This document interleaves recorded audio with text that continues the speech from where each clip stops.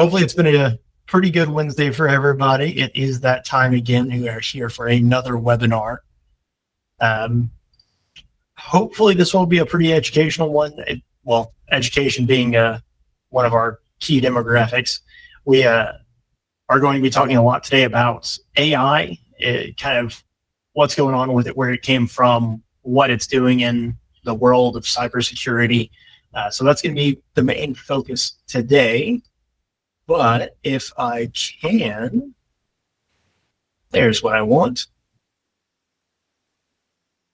Hopefully, everybody, I know September's here, so technically fall time, and that for all the education folks that have joined, hopefully school is kind of mellowed out from the start in August or some of the other early starters right there at the beginning or late July.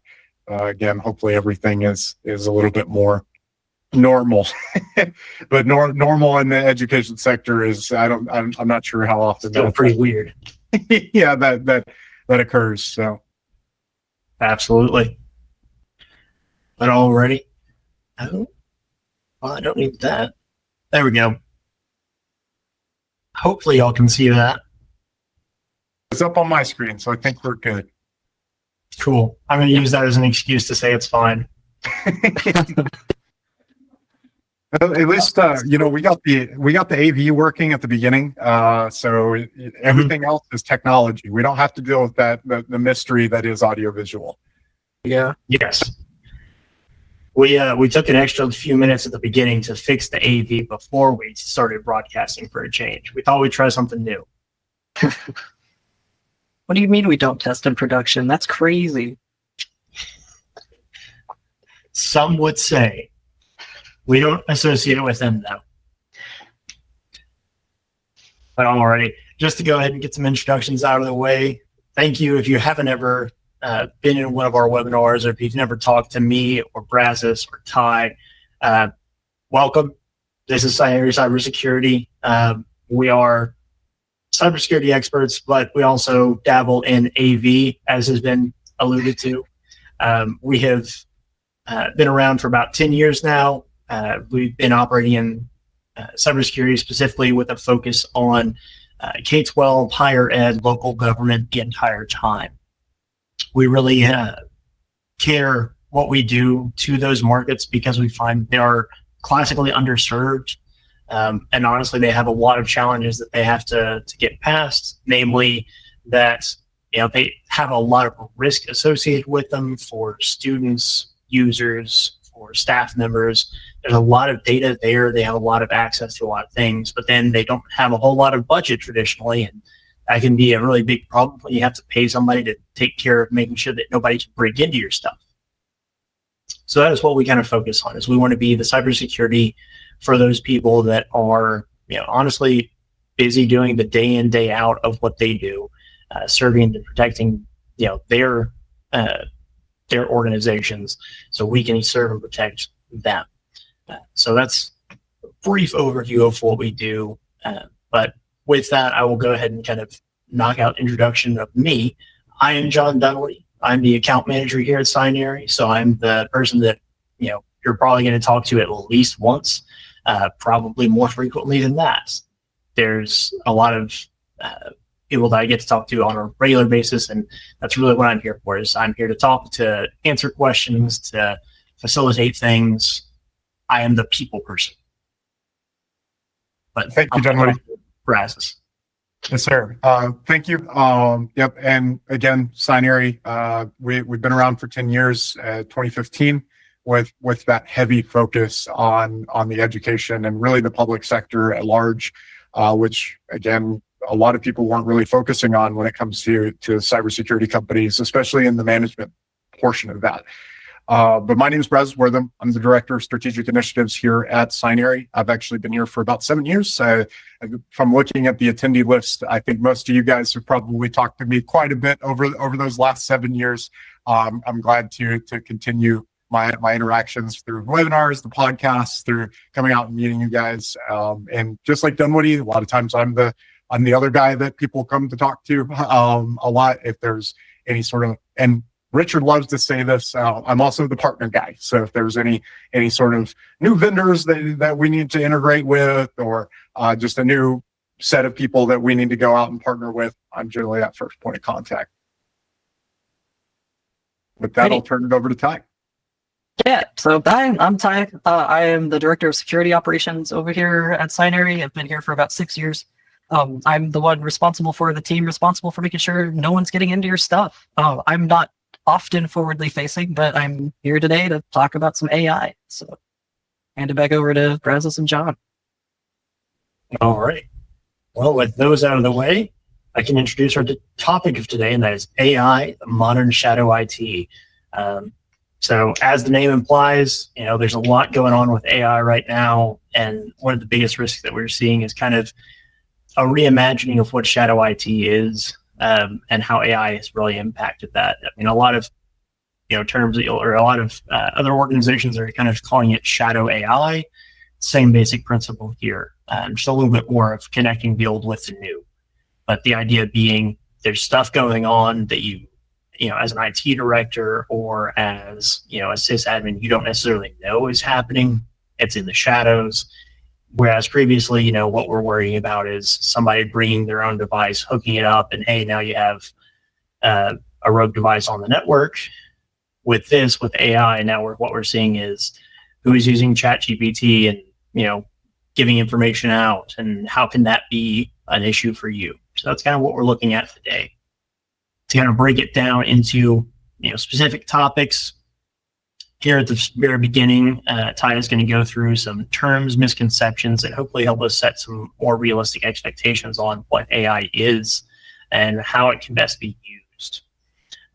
Then from there, we'll go ahead and hand it over to Brazos. He's going to talk about how AI has become more popular, kind of its integration into the kind of IT field, and just general use in day-to-day life, whether that's at work, outside of work, IT, or some other department, how AI has evolved and grown. From there, we're going to go ahead and take a look at 3 real-world examples of kind of how AI has been misused or abused, and what that's led to, and kind of face some of the things of how could this have been prevented? What were the things that we can take away from these case studies? And I'll tell you right now, we're all going to talk about one of those. So we'll get to see a lot here.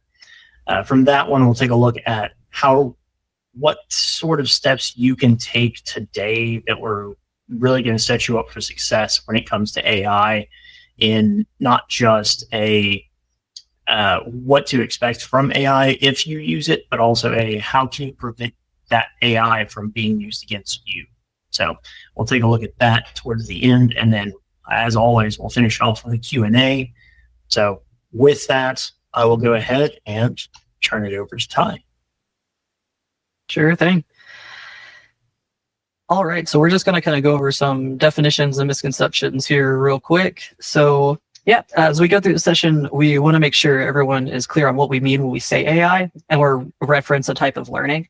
And just to shed some light on some misconceptions about AI in general, which tend to lead to some of the bigger issues we're facing. So let's get into those definitions, like what is AI? Y'all know AI is short for artificial intelligence. This is technology used to simulate the human ability to learn, comprehend, problem solve, create, and to a degree have some autonomy.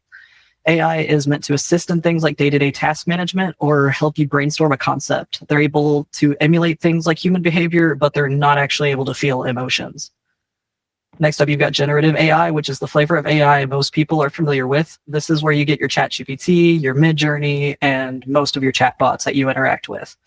These models are for generating text, images, or other content based off of the data analyzed by the model. These models are responsible for trying to come up with original content ideas based off of large databases of raw data that the model ingests and analyzes over time. Machine learning, you've heard of with working with in the technology space. So this is the backbone of most modern AI systems, which focuses on algorithm development. And it's what helps AI to learn and adapt from the data it ingests to help with your task at hand. It's through machine learning that AI is able to identify the patterns it uses to generate its answers to your questions and give its ability to make more accurate predictions over time. And our next definition in this category is something that you've heard me reference earlier with generative AI is deep learning. Now, deep learning is a subset of machine learning where you have multi-layered neural networks that simulate more complex human thinking. So think of machine learning as being the underlying structure of the neural architecture where you might have one or two layers, and then deep learning as where you start getting into anything higher than 2 layers or more, up into the hundreds of thousands of layers that make things like AI very powerful tools for adding in more complex tasks. Next up, we have non-human identity, which is pretty straightforward. These are digital entities used to identify and authorize devices in your IT infrastructure. So think of your API keys, your SSH keys, your certificates, tokens, smart cards, things like that, that help your system identify that you are who you say you are and allow you to perform tasks and access resources. We can get into the misconceptions there, John, if you want to go ahead and swap over. If it'll let me. I believe. There we go. Yes. All right. The fated technical difficulties. That will be all right. All right. So now what are some misconceptions when dealing with AI? One is treating it like a Google search. That's not the best way to get results from an AI platform. Doing this gets you results that you see many people complain about in regards to making up answers or what's commonly referred to as AI hallucinating.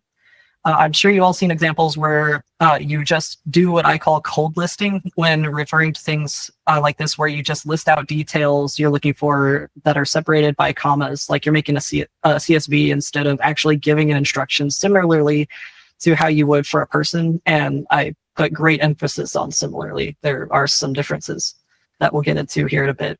For example, when using something like generative AI, which again is the most common thing users interact with, let's say I want it to write me a how-to on how to appropriately automate something. The way to do this isn't to just say, hey, write me a how-to on automation and then expect it to give you an effective results.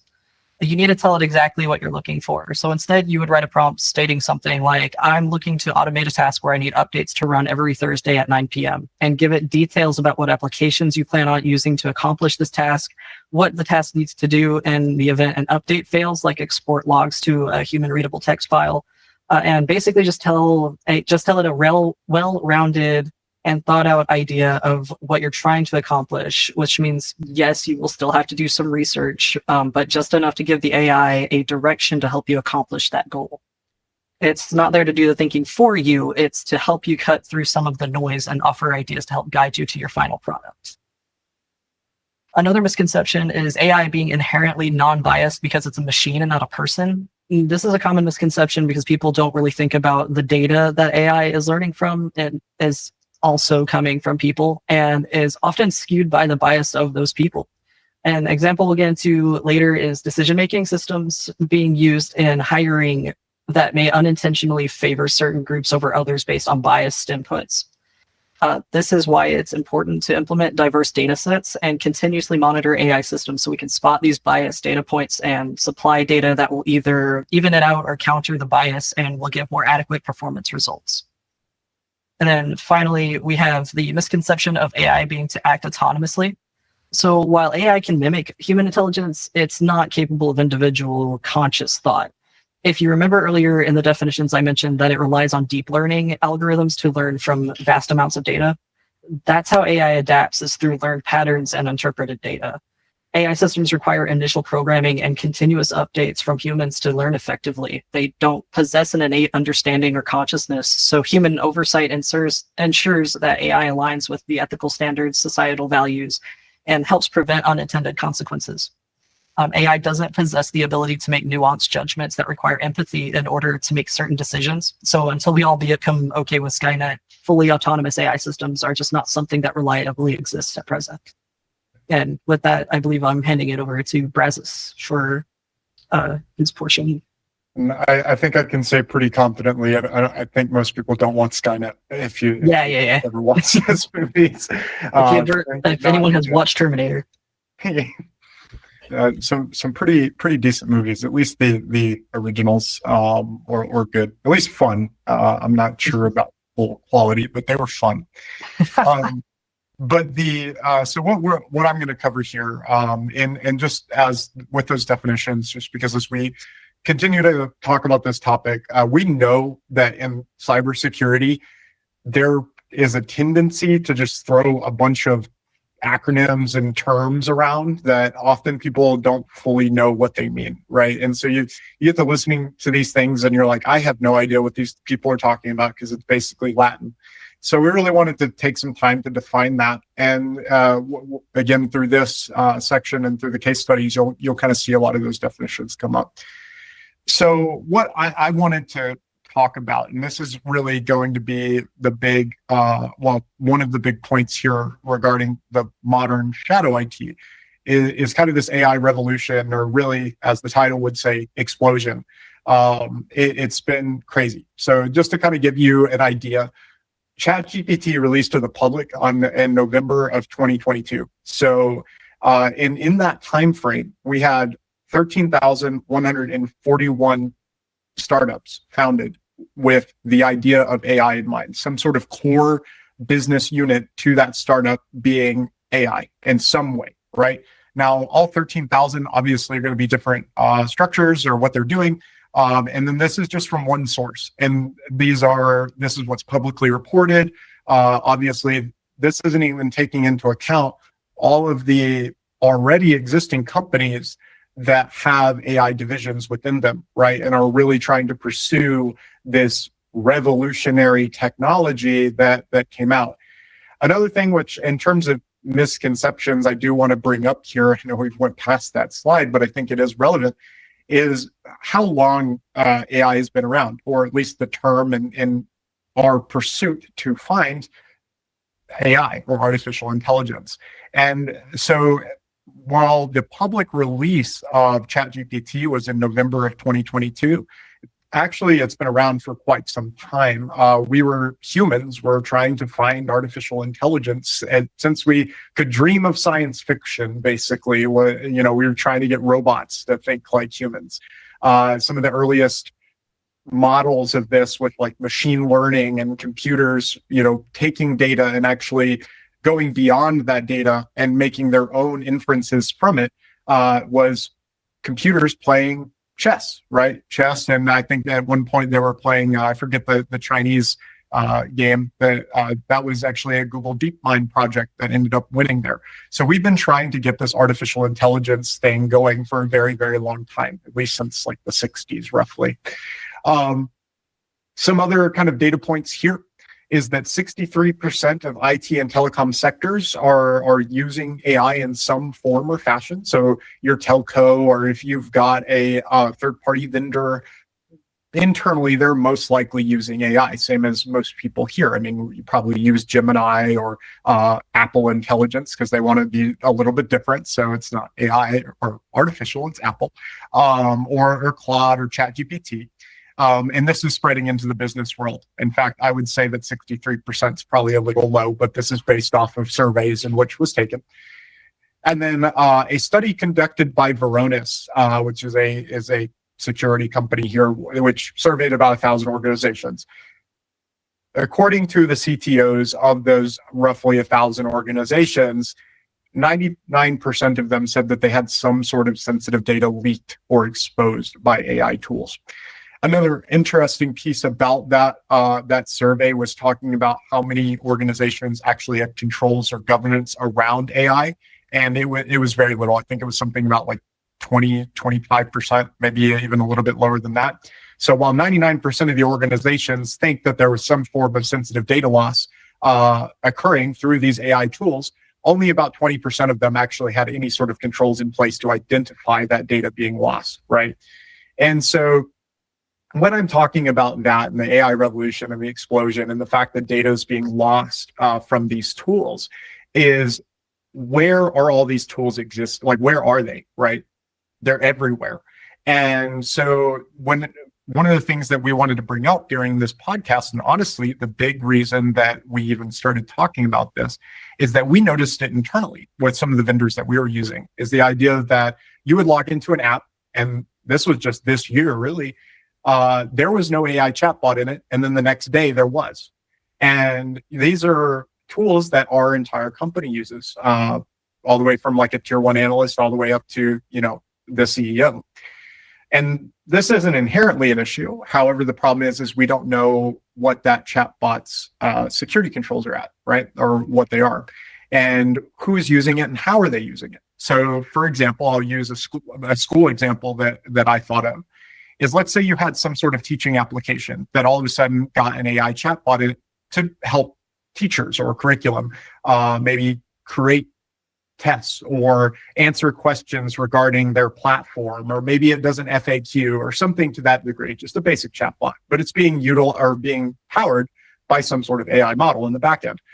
The issue here is that we don't know who controls that model. It's most likely not that first party company that you're dealing with.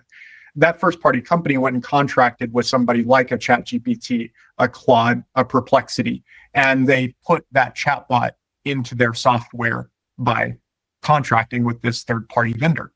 So what happens when a teacher goes and says, I had a student make a 60 on his history exam. Can you explain to me how I can better teach that student? Or here's the test. Can you tell me where I need to focus on to get this student up to a legit, or a satisfactory level of education? Inadvertently, this teacher potentially just shared sensitive data to this platform that we have no idea where it went. What are the controls that organization is using? But not only that organization, but like I said, and if you've watched some of our podcasts, you've probably heard me say this probably 30 times, but it's no longer the third party or the fourth party or the fifth party that we have to concern ourselves with. It's everything in that supply chain, from the vendor that you're directly dealing with to the vendor they're dealing with, to the vendor that vendor is dealing with. So there's a lot of different places in this chain that all of a sudden, whenever you're submitting this data, you have no idea where it's going and how it's getting controlled. And some of the case studies in which that we're going to go over, especially I think the one that Dunwoody has, is going to be a great example of where this supply chain issue really shows up. And the big fear, again, is just the idea of one day, a tool that you use every single day has no form of AI in it. And all of a sudden you wake up the next day, you log in, and now there's a chatbot. And who's using that chatbot? Does it have the ability to log who uses it? Probably not, because what happened is through private equity or potentially investor requirements, or this new fad that is the AI revolution, they needed to throw that chatbot in there to keep up with what everybody else is doing, but without the concern of security or privacy controls that we have come to expect, or at least hope that vendors are actually attempting to do. But that's kind of just a quick rundown of kind of the new AI revolution. And I would say explosion since 2022. I know you've probably witnessed this a number of times internally. I know we have. And that was one of the big reasons that we wanted to do kind of this webinar and go over some of this stuff with you guys. But with that, I will be turning it over to Tye once again, I believe, to go over the first case study. Yeah, so let's get into the McBlunder of McHire. I'm so glad you kept that title. It was too good not to. Yeah, we're not going to change that. Alrighty. Yeah, so let's get into the McHire hack that happened not too long ago, which exposed not only a significant vulnerability, but the oversight of how AI is deployed in the billion-dollar company network infrastructures. All right, so now McHire is McDonald's hiring platform that's used roughly by 90% of McDonald's franchises. Applicants will go to this platform and apply for various open positions through a chatbot called Olivia. Olivia is a model that was made by Paradox AI. She's responsible for gathering applicants' personal information, what shift times they prefer, and administering personality tests to see if they fit the criteria that McDonald's is looking for their workforce. What happened is that a team of two why is Ronald? She keeps moving Ronald. Anyways, so what happened is that a team of security. There's team of security researchers, Ian Carroll and Sam Curry, discovered that using a test account with a default password of 123456, you can actually get logged in and access the production environment data, which in this case was 64 million other applicants who had used the platform. And they did it by leveraging an IDOR, or an insecure direct object reference attack, which allows someone to manipulate an object without the proper access controls in place. So in this instance, the object that's being referred to is the application IDs. This is where these were in incremental order. So all they had to do to get access to the data of the other applicants is just change their applicant ID to a lesser number. Let's say your ID is 24.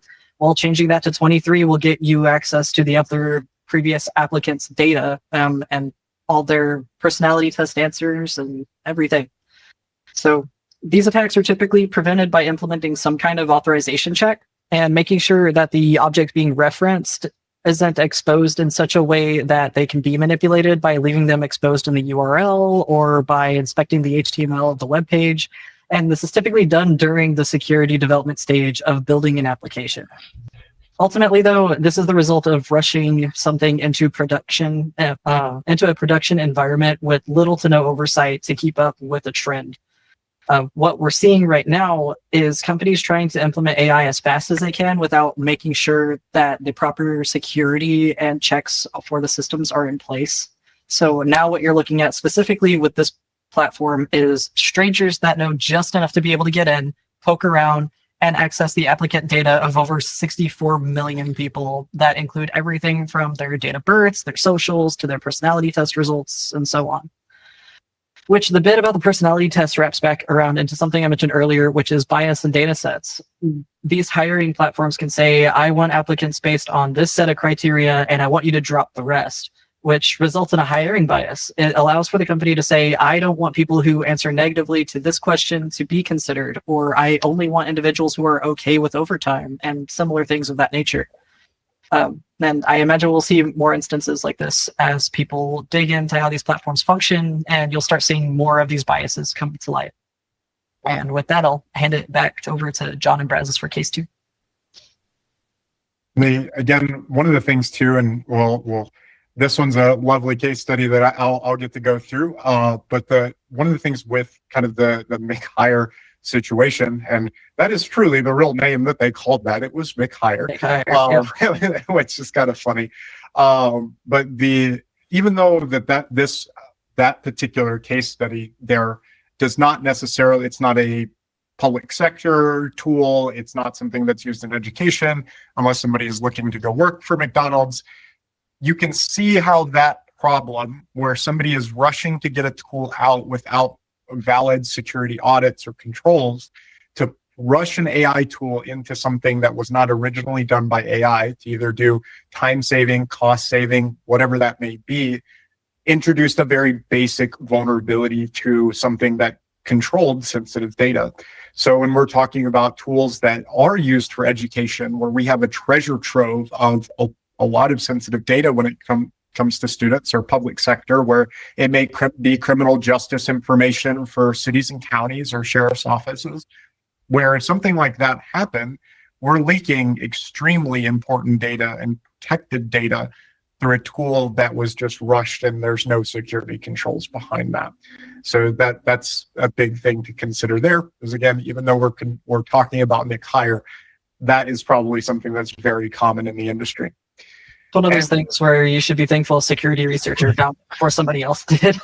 Exactly. And one thing that I've found out is that a lot of these AI chatbots, they don't have a lot of role-based access control to actually use them or to what is being submitted.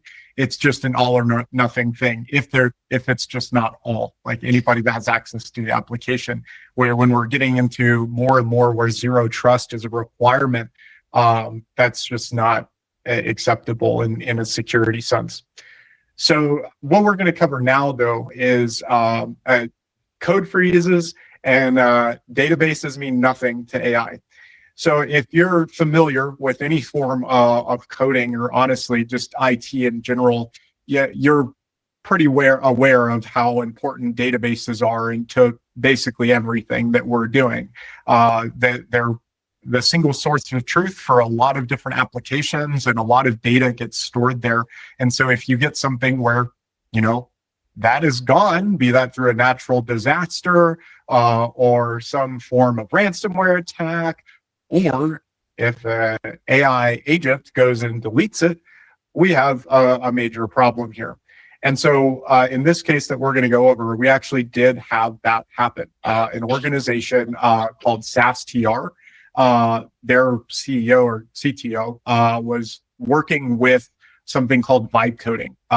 So what vibe coding is, and you've probably heard this a number of times recently, again with that AI explosion, is people using AI models or either ones that are directly dedicated to this type of thing, or sometimes even just using models that aren't fully, set for this function.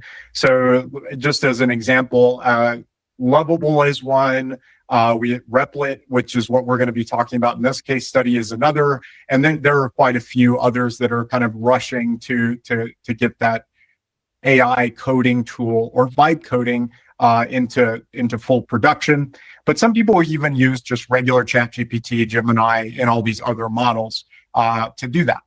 And so what it is that through natural language and just as an example, I want an app that shows in my local area the most common or most highly rated restaurants. And you ask the model that.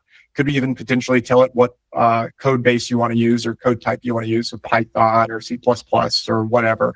And it would go out and create that app. And it's pretty cool. I mean, the idea of you get to type in some natural language and you're not a full developer. You may have not went to school to do that or not really dabbled in it, but you get to create apps that you want from just talking.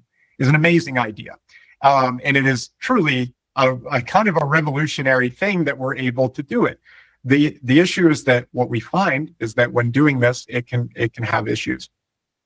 So, and that vibe coding was actually defined by one of the co-founders of OpenAI, Andre, a couple of years ago. But this is another really recent event. I think McHire happened back at the beginning of this year. This particular case study happened in July, so just 2 months ago now. Jason Lemkin, again, the CTO or CEO, I can't quite remember, of a company called SaaSTR, started using the method of vibe coding as an experiment. He's actually a trained developer. He knows how to do this. He built his company by developing. Well, he wanted to test out this new vibe coding thing that everybody's been doing. And at the beginning of July, I think maybe early or late June, he was actually having a good time with it. There were several tweets that you can go and look up where he's talking about how he was enjoying this, natural language coding, right? And to the effect that he actually spent over $700 or $600 on extra from his subscription to Replit, which Replit is an IDE, which is basically like a fancy notepad for developers. So it will highlight, code like for particular functions within code, or if you type in an error, it may show up as red. So Replit is just a more modern version of an IDE that's in the browser and leverages AI to even enhance that further than what a traditional IDE is. So he was making use of this new tool and having a really grand old time. Well, he actually instructed the IDE or Replit's AI model to basically have a code freeze and not to touch the database. Well, it actually did and ended up, unfortunately, deleting probably around 1,500 records out of the database in its entirety. And again, whenever we're going back to what I was first mentioning, if you know anything about databases, this is a major problem. It wiped the entire thing, essentially. And when Jason actually asked about the AI, what did you do? It lied about it. It said it hadn't made any changes. It didn't touch the database. But as somebody who understood code, knew that was false. It had went and made changes to that database. This is after it had created something like, I think, 1,200 records for fake users within the database. There were several other issues that he ran into. And when it deleted the database, he actually asked it again to roll it back to a previous state and said it wasn't possible. Well, Jason went there and looked at the database, and it actually did go and roll back the database, which is a good thing. He was able to get that data back. The issue is that the model confidently said, no, I can't roll back the database, despite in the background, it actually did. So what is the issue here? Well, the problem is if you're not a developer, you may not have known to check that. or you may have not known what happened. And this is pretty common that we're seeing, is that when people use this vibe coding method and they don't fully understand the underlying thing that the AI agent is doing, they don't know when it's wrong. And another issue that we see is that a lot of times those non-human identities, those AI tools, they will go spin up all manner of things to connect to different applications on the internet, or they may create service accounts that you don't know about that have very weak passwords. And again, looking back at how AI models learn, they scrape the internet, or they have a training database in the background that they're pulling from. And if we put some basic information on what the most common passwords are, and it's creating a password, it's likely that that password is weak. Could be admin, could be admin 1234556, like it was for the McHire thing, right? So you can see where, if you're not quite sure how the underlying systems function or what the AI is actually doing, that this could be a problem in of itself when you're using it. Again, an amazing tool, a revolutionary tool that we can go and create applications by just talking to it. But the problem is that you still need to know what it's doing. Because if you don't, it's going to make errors, and you won't know those errors actually exist. Anywhere from very basic coding problems to massive security vulnerabilities that could, end up exposing sensitive data. And again, going back to the shadow IT portion, is that if the data or the external application that maybe a teacher is using, or an admin are using, or maybe even yourself, if those are vibe coded, which more and more companies are getting to that way, Microsoft, it's said that 70% of their code is vibe coded in some form or fashion through an AI model. You'll start to see more and more of these applications that get spun up probably have some sort of form of AI code and these non-human identities that could potentially be very weak and actually lead to some major data leaks and compromises. So again, that's just an overview of what happened back in July with Replit. Again, he was likely able to get all this stuff spun back up and going, but we can see that if it wasn't, this could have been a major issue. With that, I'll turn it over to Mr. Dunwoody. Yep, I'll take it over from there. And actually coming right off of, honestly, very much in line with what Brazos was saying about the NHI sprawl. That honestly kind of is what, in a way, led to what I'm going to talk about, which was, AI access means more vectors for attack. What we're looking at here is SalesLoft and the Drift AI breach. So where Brazos was back in July, this happened last month. So still ongoing. Yeah, still ongoing, which I'll get to here in a second. But just a few quick details about this attack. It was perpetrated by a group that Google's tracking as UNC 6395. Currently, not a very well-known name.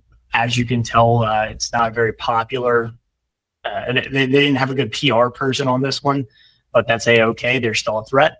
The DNS to translate that. Yeah. The big thing that they did was they actually used a very simple, I say simple, a pretty straightforward method. They utilized Drift AI, which is a AI chat agent that is able to be connected to Salesforce and other services. But in this case, it was connected to Salesforce. And what it allowed was any company that had both Salesforce up and running in their environment, and they could buy Drift AI from SalesLoft. They could connect it over to Salesforce, and it would give them a chat agent, on their website that a potential customer could interact with, give information to, and then Drift would then generate in Salesforce a lead for that potential customer. Additionally, it gave them the ability to access that lead through Drift AI. So they could basically come in on their side as an admin, say, hey, I need this customer's information. Boom, there it is right there at their fingertips. So really nice, really good tool for kind of expediting things. Well, what UNC 6395 found was they could utilize the NHIs, those non-human identities, and they could use specifically the OAuth token and the refresh tokens that were granted to Drift AI so that it was able to continuously get into Salesforce, get the information, and deliver it back to whoever was requesting it. They could use those tokens to actually access Salesforce. And once they had that, well, everything is at their fingertips. And that's exactly what they did. So they kind of demonstrated a lot more capability and sophistication in this attack, because they didn't just, hey, we're in, let's go for everything. They actually pre-planned this. It's believed they pre-planned it, but they definitely showed sophistication because they had a targeted list. So rather than just going for everyone, they picked out who they wanted to use this on. What this led to was, in total, 700 compromised companies and counting. As we said, this is still ongoing. Some of those include Palo Alto, Tanium, Cloudflare, and as you can see their logo up there, Zscaler. So we're not just talking about, oh, hey, these are nobody companies that are just tiny and using Salesforce. These are big names and names in security industry. So they are still susceptible, just like what McDonald's was with McHire, to AI being the source of a breach. And again, in this case, we're looking at something that is based off of those NHIs.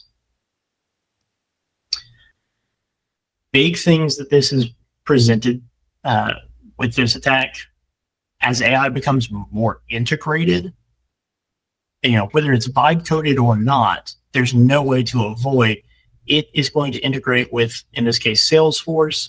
We have to have some method for it to be able to do that.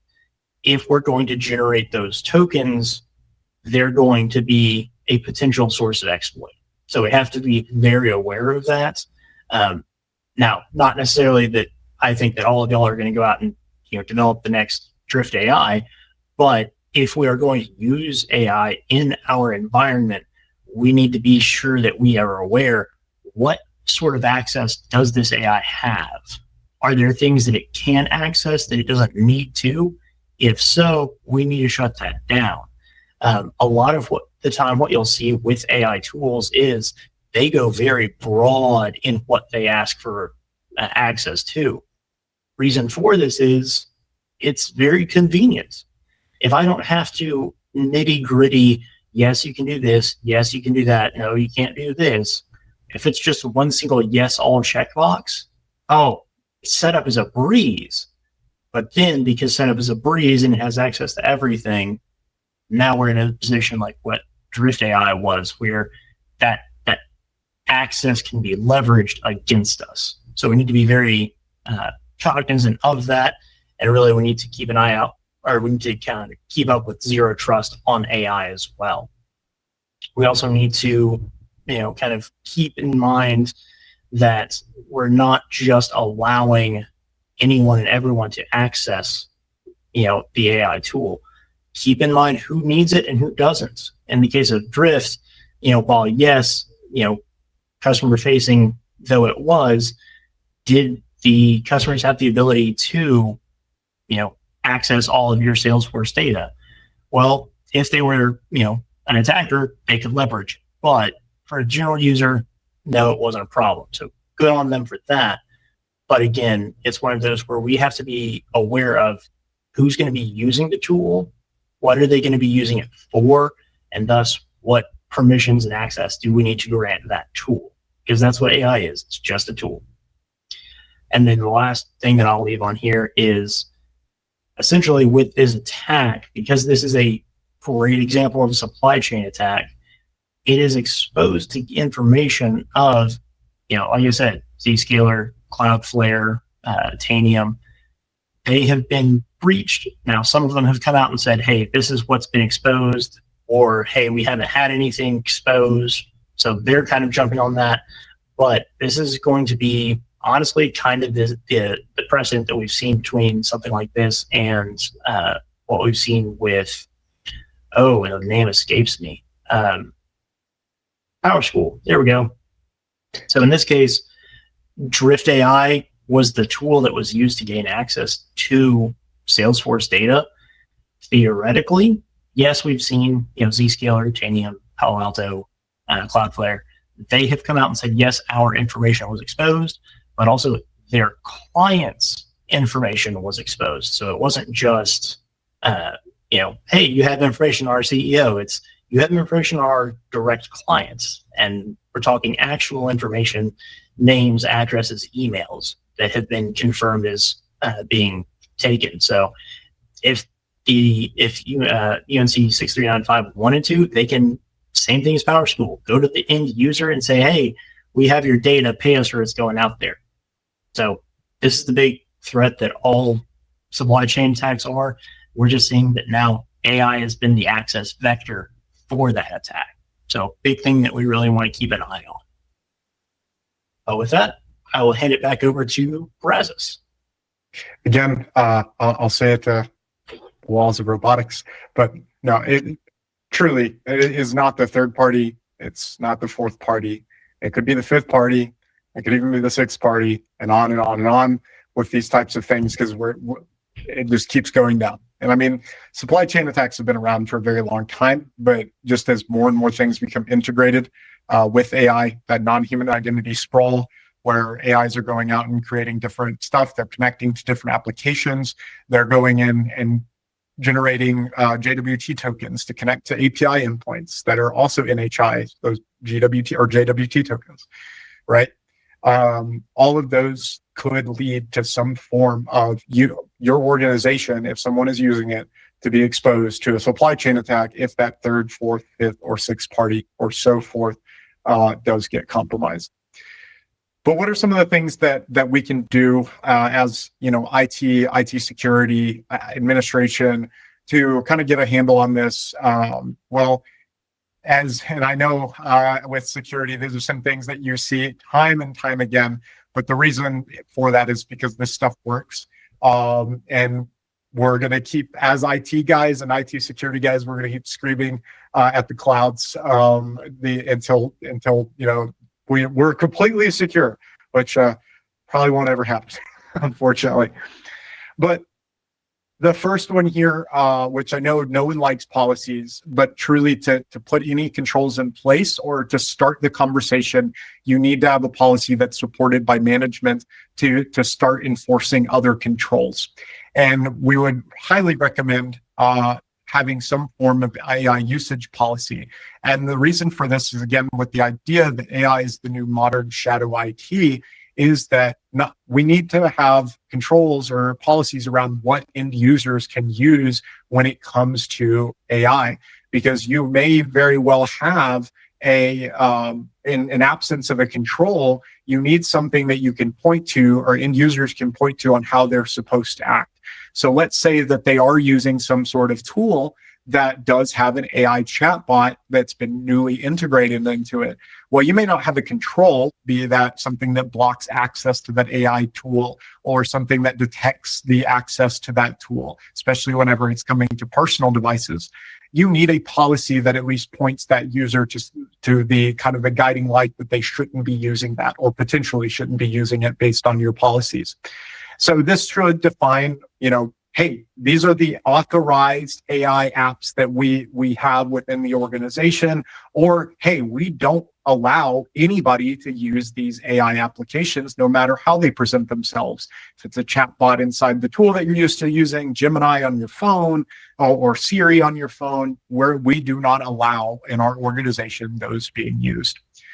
Now, the next point here is that a policy is just a piece of paper unless we actually communicate that. And by communication, I don't mean just getting them to sign the handbook. As well as I do, that most people don't read the EULAs. And EULAs are a whole other topic. We could talk about hours on those. But the idea is that most people don't read them. If you make them sign it, they just sign the dotted line and they say that they're good. That does not mean that they have an understanding of the underlying policy. So when I say communication and communicating those policies, I mean communicating those policies where you're actually sitting down with the users, or maybe just a general session where it says, hey, these are our requirements for the organization. And I know for some of the larger organizations, that can be a really, really tough time doing the individual, hey, this is what you should and shouldn't do. But just finding a different way to communicate that rather than just having them sign the dotted line at the beginning of every year or whenever you have a new hire is really important to ensuring that people do understand what the organization requires of them when it comes to AI usage. Now, the next one, again, whenever it comes to governance, is understanding how third parties are using your data, especially when it comes to AI. And it's not only, again, I'm going to sound like a broken record here, it's not just the third party, it's what the third party is using and what that next party is using. So if they are implementing some sort of AI tool, or if it is a, AI first app, you really need to pay attention to what the data controls they have are. Make sure that they're not selling your data, they're not training on your data. And because again, if you're submitting personal or identifiable or sensitive controlled data to that tool, you could be in breach of several federal standards or regulations regarding that, depending on how they handle your data. So just when you do sign up for a new tool, or if, curriculum administration or somebody from your own department comes and says, hey, can we use this? Make sure you ask, well, did you see what their data controls are or how they handle our data and what they do to sell it? And I think this is going to get more and more. It's already important, but it's going to continue to get more important as we get into an age where our personal data, sensitive data, regulatory protected data is kind of losing value in a way because it's just everywhere. So again, just making sure that we're controlling it as best as we can. Now, next, leveraging existing tools to block unauthorized models or different tools. So what do I mean by this? Again, if we have an AI usage policy that states our approved applications and things that we're allowed to use, using things like the firewall or maybe your content filter to block access to things like the ChatGPT portal or Claude or anything like that could be useful in trying to limit what people have access to. This isn't a 100% fail-safe solution, but 100% ironclad solution, I should say. But at least it gets us better than what we were if we weren't doing any form of that.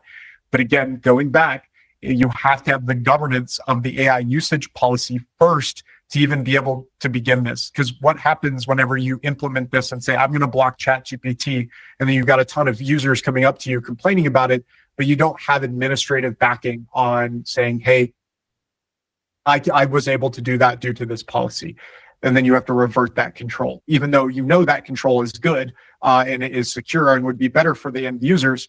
You have no backing there. So again, that AI usage policy is very important.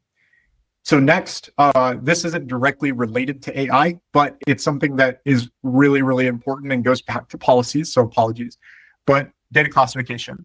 This is important, again, whenever we're talking about the submitting of data and how we control data within our own organization. And with data classification, it means actually going through and doing an inventory of all the data that we have, where is it at, and what type of data is within that system. And then applying controls appropriately to the classification of data, right? So if something's public, then public controls are applied to it. So maybe that's okay to submit to some ChatGPT bot or some sort of internal tool that you're using, right? But then there's something maybe sensitive or confidential, and those are going to have different controls, and they're not allowed to be submitted to an AI chatbot, right? So that's where this data classification policy really, or at least data classification standards, are really important to enforce the whole encompassing piece of this. And lastly, again, whenever I'm talking about communication, is ensuring end users understand the risks. So this isn't really talking about your own internal policies for your organization. It's really just educating end users about the risks that AI poses to them and how it poses to the organization. Just like with many things, they are the first line of defense for many, many things. Now, we want to have multiple layers of defense. We're always a supporter of defense in depth, but they're the first layer, right? If they know, or at least they should know, that, hey, you probably don't want to be submitting student data to Gemini on your phone, maybe they won't, right?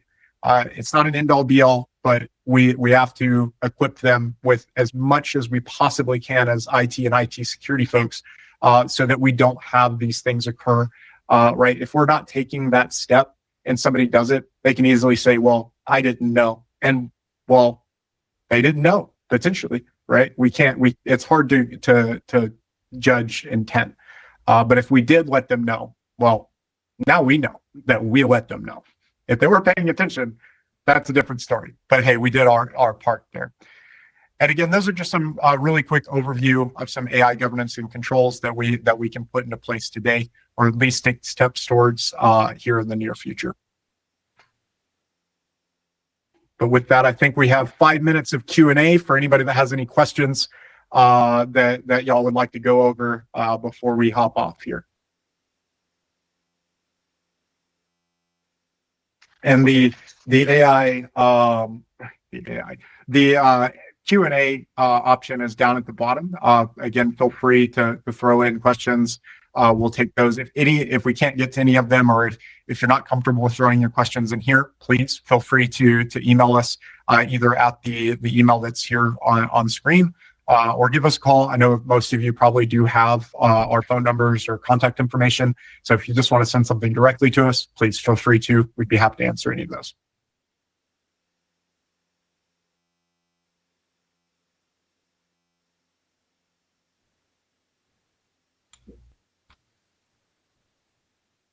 Oh, sorry, no, I'm just now seeing your question. I know Brazos answered it, but just so for everybody's reference, yes, you will be receiving a copy of the webinar at the end of it.